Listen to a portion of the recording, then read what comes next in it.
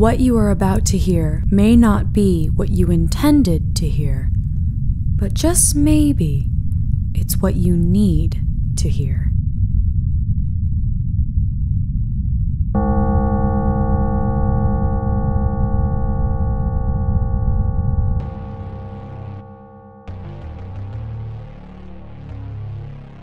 Hello and welcome to the Kakos Industries shareholder announcements. My name is Corin Deeth III and I am CEO of Kakos Industries. I like to take the time to do these announcements myself because it's important to me that all of you know what Kakos Industries is doing, as you are the reason that we do what we do. Also, it is a mandatory part of my job description. I will emphasize that these announcements are strictly for Kakos Industries shareholders. If you aren't a shareholder in Kakos Industries, then die. No, wait, I'm sorry, the code word is bubblegum. Bubblegum. Okay, now that they are all gone, we can continue. This broadcast is coming to you from right behind you. Don't look. If you look, what you see behind you may change the way that you see life, the universe, and everything else. The laws of physics will begin to come apart in your brain as you witness a deeper truth about the cosmos than any human is prepared for. If you're not human, then just replace the word human with whatever it is that you are. Star being or whatever. I can assure you that the statement holds true for all known residents of the Milky Way.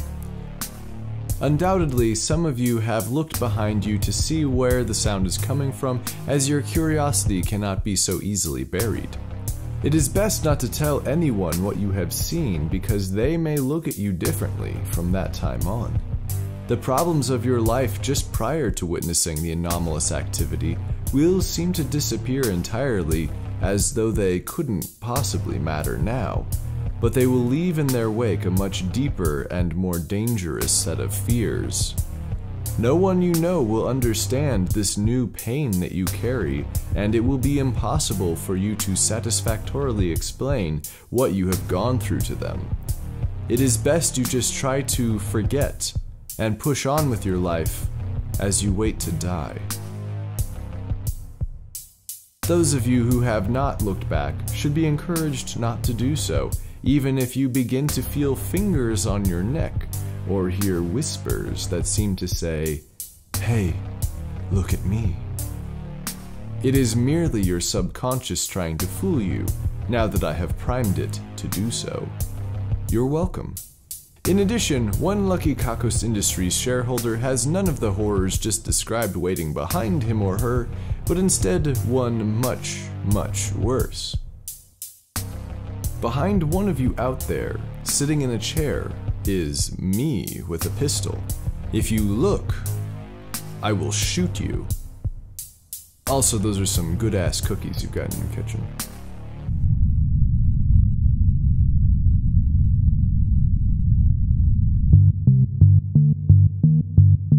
Last week was the Nudity Festival.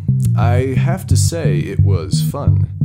Fridays at Kakos Industries are usually a dressed-down sort of day, except for once a month when we all wear our fanciest codpieces and nothing else.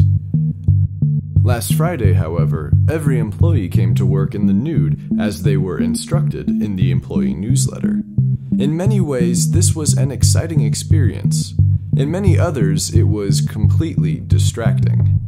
Department heads struggled to keep their heads and also their employees on task, and we had at least one messy bit of cleanup when a couple of employees attempted to photocopy themselves having sex and broke the glass in the scanner.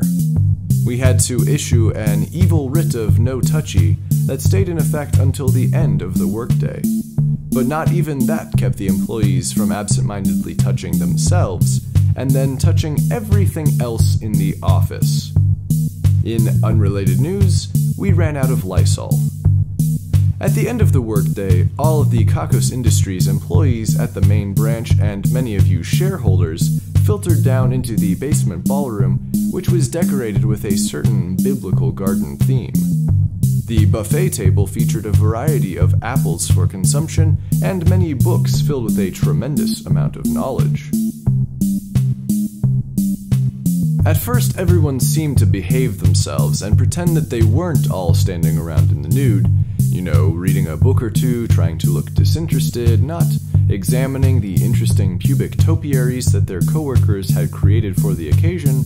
But then a loud moan of one variety or another was heard by all, and things pretty much just went to hell after that. Not literally, I should add, though the laborers in hell rarely wear clothing due to the heat. No one was sent to hell that night. I just mean that people started to have a lot of sex in the basement ballroom. It is a good thing that there are a number of drains installed in the basement ballroom floor. The festivities that night gave us an opportunity to debut the platinum-encased couple who died while filming a sex tape to show off the Kakos Industries' new hole. We're calling the statue the Beast with 2 backs and 1.5 spines.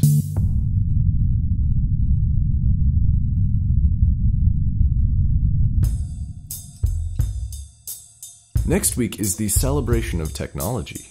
Much like the Agriculture Festival, the Technology Festival features the most important and technologically advanced developments from all of our clients and from within Kakos Industries itself, as they vie to destroy each other and the rest of the festival.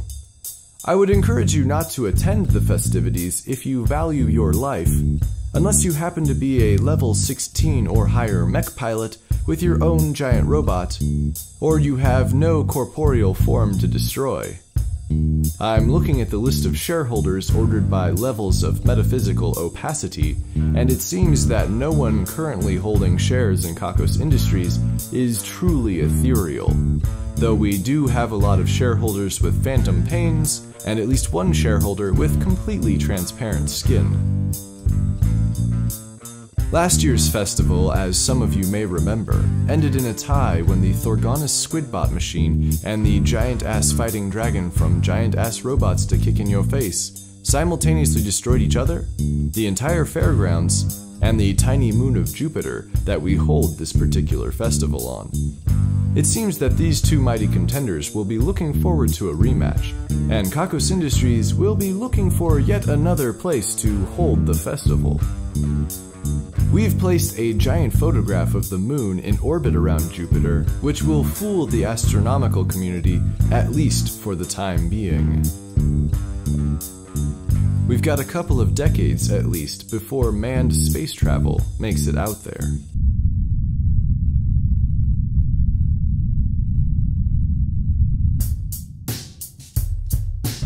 The Division of Insurmountable Fear has developed what they consider to be the most frightening thing yet conceived. I must admit that when I first heard about this development, I was extremely curious what this new, most frightening thing is. Their developments in the past have brought us things like total sudden sensory deprivation and being trapped on a thing really, really high in the air, so they have set the bar extremely high. I went down to the lab to see what it is that they had developed earlier this week, and I must tell you that it is most certainly a contender. Just on the other side of what appeared to be numerous layers of protective glass and 2 giant pits was a creature of such unimaginable horror that even H.P. Lovecraft would have struggled to find the words not to describe it. Shareholders, it seems that the scientists at the DIF have taken what was originally an ordinary hippopotamus, and they gave it body armor and rocket launchers. That's it. I felt myself begin to tremble at the sight of the beast, what is commonly known as the most vicious and most dangerous animal to ever come across in the wild, was standing before us with its only known weaknesses completely erased, and new strengths granted. The animal stomped ferociously, terrorizing the other animals in the cage, and the 2 scientists studying it. The ground inside of its cage was covered with accidentally released human and animal waste. I don't know if any of you listening have ever seen a hippopotamus cackle with glee. but it would be best if you never have the opportunity. The image has been haunting me. There is nothing you can do to stop this animal from taking your life, and there is also nothing you can do to make this animal feel any hint of remorse after doing so. Around such a monster, your life is forfeit. We are currently researching a way to add a radio to the hippopotamus's body armor so that perhaps we can deliver these announcements to you with the undeniable gravitas that they deserve.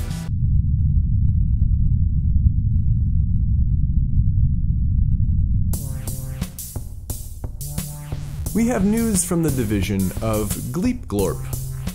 They write, Gleep Glorp Glee, Gleep Gleep Ping Wing Pong, Gleep Glor Ping Pong Wing, a bluey blanc, Glee Gleep, Glorp Gleep Gling Long Leap, Pooty Uti Zong Te Li, Balorpti Way Ron Tan Tootle Te, Ah Philorium Plois Punk, Gleep Glorp Glee, Gleep Glorp Funk, Ip Zip Kuon Way, Bla Kiki Kiki Kiki Ki, Dolakip Plikip Pay, Gleepity Glue Glomp Glom, Glomp Glomp, Tu Amini Ret Baloo, Ak Ak Ak Bui Sug Mumu, Humi Dui Akimenu, Aum Tiki Walala, Ubi Don Zonk, Gleep Glorp Glee, Gleep Glorp Ping. Ah, that is very enlightening.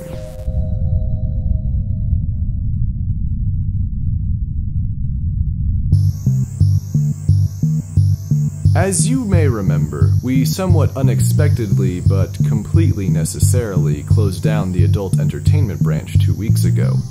We were unable to leave the void left by the AEB empty for too long though, as its function was just too important. We decided to fill that hungry gap with the Division of Adult Diversion introduced last time. Their experimental penis enlargement cream has left all of the test subjects so enormously well endowed that they are of no use to anyone. Truly, these new enhanced penises are too large to fit into any human orifice, require more than 2 hands to grip effectively, and require more blood to stiffen than the human body can offer up. Yet men have been volunteering like crazy for the project. In fact, if the numbers I have in front of me are correct, then this is the largest experiment in Kakos Industries history, and we don't even keep records for whether or not people actually want to be a part of them. All of these men are consenting to their own downfall, and enthusiastically so. We didn't even lie to them. They can see the people leaving the building in sweatpants, so they know exactly what they are getting into, and yet their smiles never fade. Or at least not yet. Perhaps there is something here in a yet unexamined part of the male psyche that can explain all of this.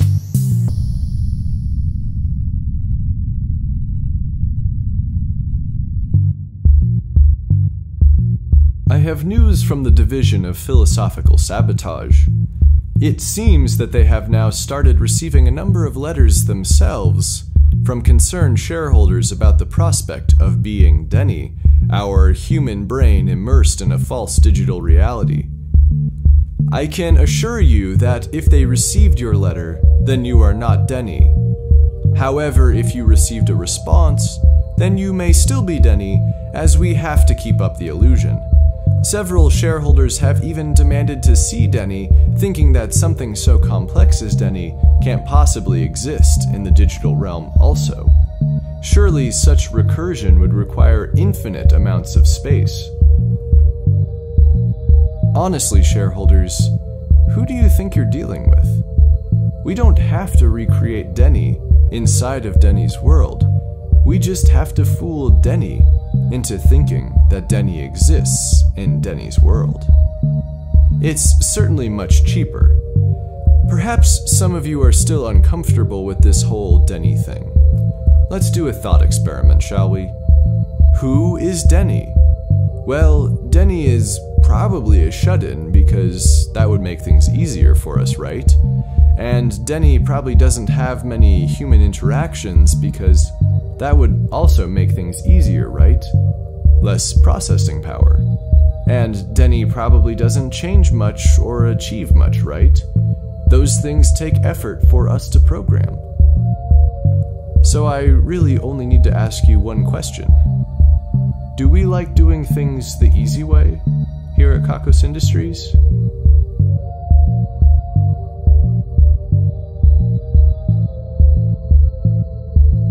Without a doubt, we do things the evil way.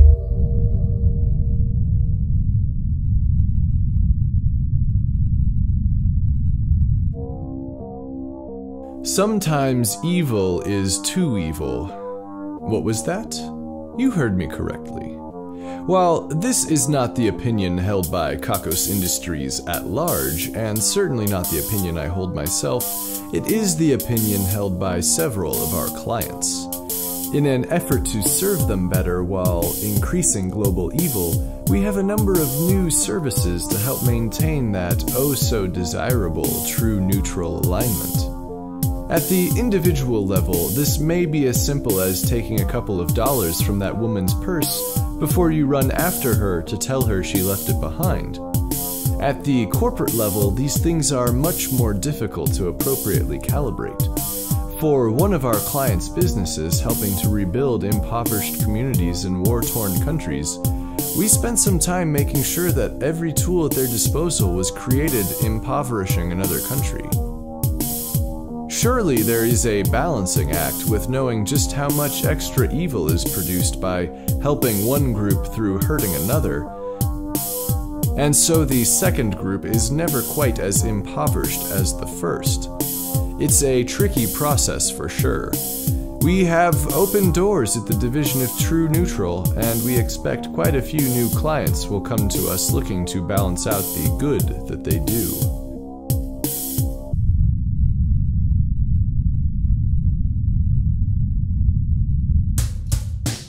We have exciting news from the Kakos University School of Social Justice.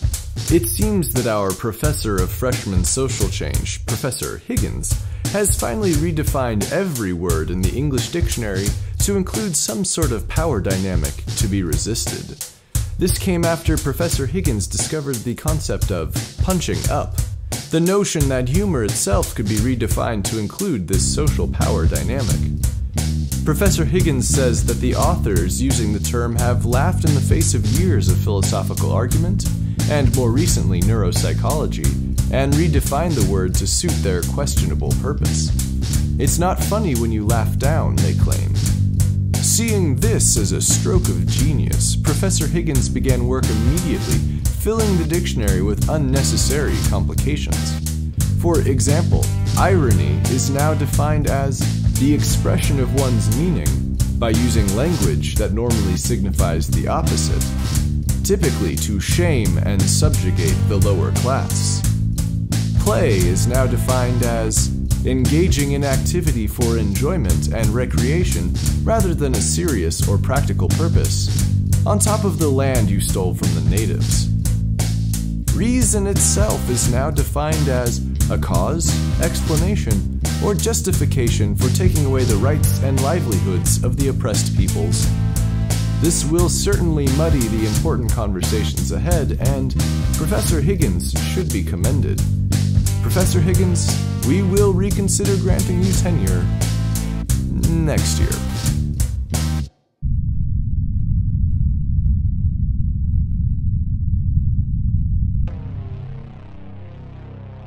We have news about Mary Handy's baby girl. In case you've forgotten because anything to do with children and procreation disgusts you so intensely as to skip your long-term memory, Mary Handy is one of our employees here at Kakos Industries. She gave birth at her desk during her shift because we didn't want to interrupt her work with things like maternity leave or ambulances. As a result, her child was born on the premises, and as a result is 30% our child here at Kakos Industries. We named 30% of the child also. Mary filled in the blanks, and I am proud to announce that little Karawak Handy was born. That's Karawakhandy. Looking at the birth certificate here, it appears as though there's a smudge in between Karawak and Handy. No, I'm sorry, that is 1/3 of the letter R. Her middle name is 1/3 of the letter R. That is precious, and mathematically accurate. It seems that Mary decided 30% was referring to the total number of letters, which is acceptable, as is 30% of the total area in bold-faced Kakos Industries Helvetica font. It seems that Mary Handy ran into some trouble while nursing the child. What she perhaps failed to realize is that her child is also 30% the genetic offspring of Kakos Industries as a whole. This isn't honestly something we try to do, it just kind of happens. It has to do with radiation or something. At any rate, the child couldn't be satisfied with any amount of human breast milk and had to be rushed to Kakos Industries to drink from the teat of pure evil. While the child is still too young to drink directly from the matmos that resides under the Kakos Industries main branch, Grace Rule, the contracts master here at Kakos Industries, serves as the wet nurse for all of the evil children that we produce. I don't actually know what Grace Rule is, or more specifically what she has become over the years, but I'm not sure what these children would do without her. Of course, Karawak's mother will be able to provide her with most of her nutrition, but Grace will have to fill the gap to make sure that Karawak grows into the strapping young being of evil that she is supposed to be.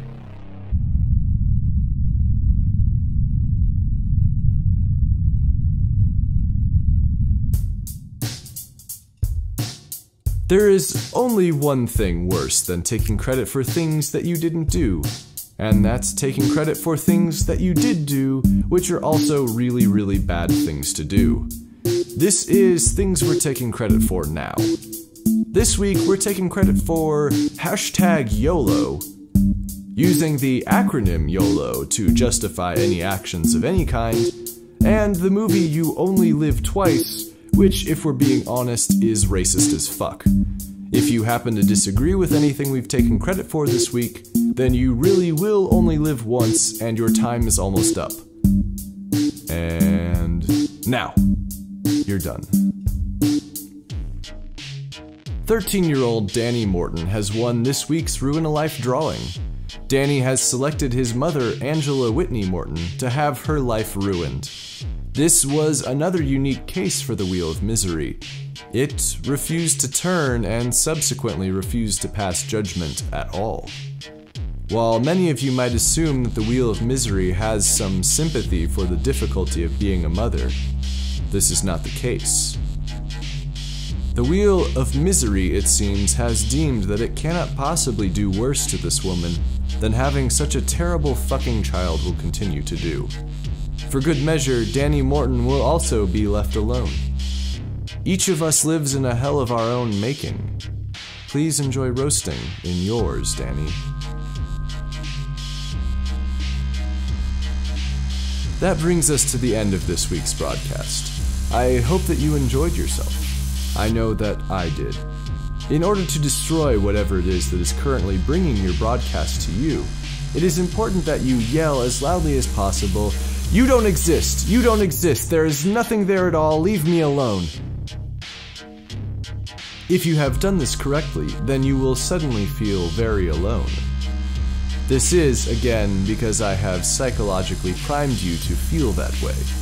In the event that you are the lucky shareholder who actually has me sitting behind you, I will see myself out, but I might take another cookie before I go.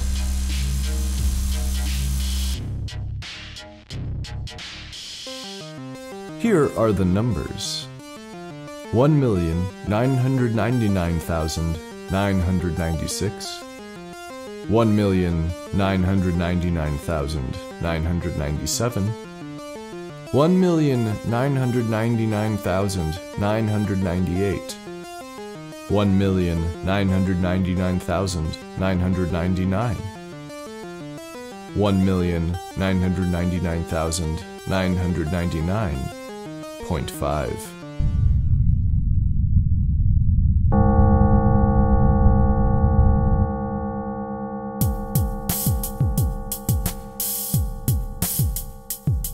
Kakos Industries is written and produced by Conrad Mishuk, who is also the voice of Corin D. The introduction is read by Kim Aiello, and the credits are read by Hannah Jones. Check out kakosindustries.com for more episodes. There's also transcriptions if you'd rather read the Kakos Industries announcements. That's kakosindustries.com. If you're feeling down after this broadcast, have you considered a nice glass of herbal tea?